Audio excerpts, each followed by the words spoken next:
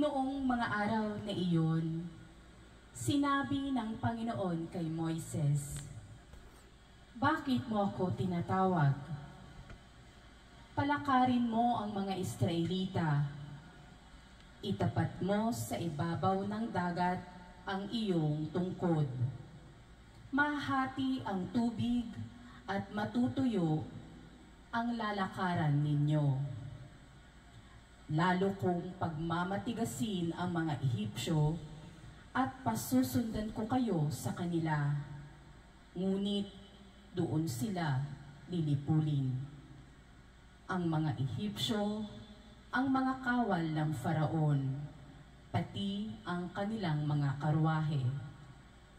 Ipakikita ko sa kanila ang aking kapangyarihan.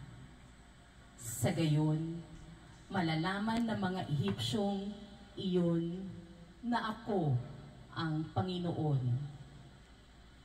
Ang anghel ng Diyos na pumapatnubay sa paglalakbay ng mga Israelita ay nagpatihuli sa kanila. Gayon din ang haliging ulap.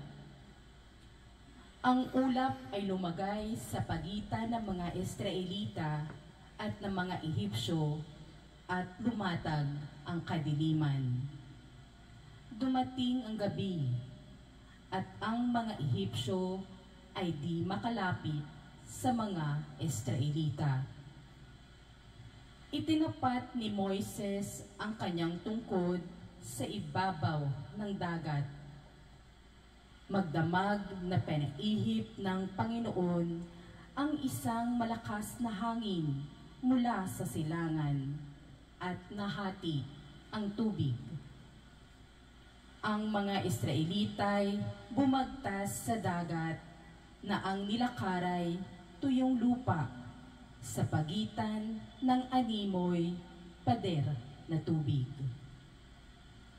Hinapol sila ng mga Ehipsyo, ng mga kawal, karwahe at kabayuan ng Faraon. Nang magbubukang liwayway na, ang mga Ehipsyo'y ginulo ng Panginoon mula sa haliging apoy at ulap. Nalubog ang gulong ng mga karwahe at hindi na sila makatugis ng matulin. Kaya sinabi nila, "Umalis na tayo rito sapagkat ang Panginoon na ang kalaban natin." Sinabi ng Panginoon kay Moises, "Itapat mo ang iyong tungkod sa ibabaw ng dagat at tatabunan ng tubig ang mga Ehipsyo pati ng kanilang karwahe." Ganun nga ang ginawa ni Moises at magbubukang liwayway na numbalik sa dati ang dagat. Ang mga Ehipsyo'y nagsikap makatakas, ngunit pinalakas ng Panginoon ang dating ng tubig, kaya't sila'y nalunod na lahat. Nang manauli ang dagat, natabunan ang mga karwahe at kabayo ng Faraon, pati ng kanyang mga kawal, at walang natira isa man. Ngunit ang mga Israelita'y nakatawid sa dagat, natuyo ang dinaanan sa pagitan ng animoy pader na tubig. Nang araw na yaon, ang mga Israelita'y iniligtas ng Panginoon sa mga Ehipsyo. Nakita nila ang bangkay ng mga Ehipsyo, nagkalat sa baybay dagat. Dahil sa kapangyarihang ipinakita ng Panginoon laban sa mga Ehipsyo, nagkaroon sila ng takot sa Kanya, at sumampalataya sila sa Kanya at sa alagad niyang si Moises.